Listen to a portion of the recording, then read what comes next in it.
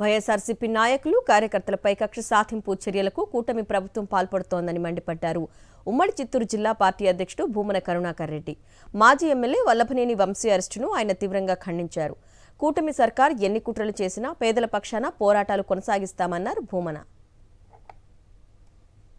చంద్రబాబు గారి పాలన మీద చంద్రబాబు గారి కూటమి ప్రభుత్వం మీద విమర్శించేటువంటి ప్రతి ఒక్కళ్లను కూడా జైళ్లలోకి పంపి బెదిరించి వాళ్ల జీవితాలతో ఆడుకోవాలని నిశ్చయించి తద్వారా వైఎస్ఆర్ కాంగ్రెస్ పార్టీని బలహీనం చేయాలనుకున్నటువంటి పవన్ కళ్యాణ్ చంద్రబాబు గారుల యొక్క ఈ రకమైనటువంటి దాడులను జైళ్లకు పంపించేటువంటి కార్యక్రమాలను చూసి వైఎస్ఆర్ కాంగ్రెస్ పార్టీ కార్యకర్తలు నాయకులు ఎవ్వరూ కూడా భయపడరు. మేము ఎంతమందిని మమ్మల్ని జైళ్లలోకి పంపాలని పంపించినా కూడా పేదల పక్షాన నిలబడి పోరాటాలు చేయటం ఆపము.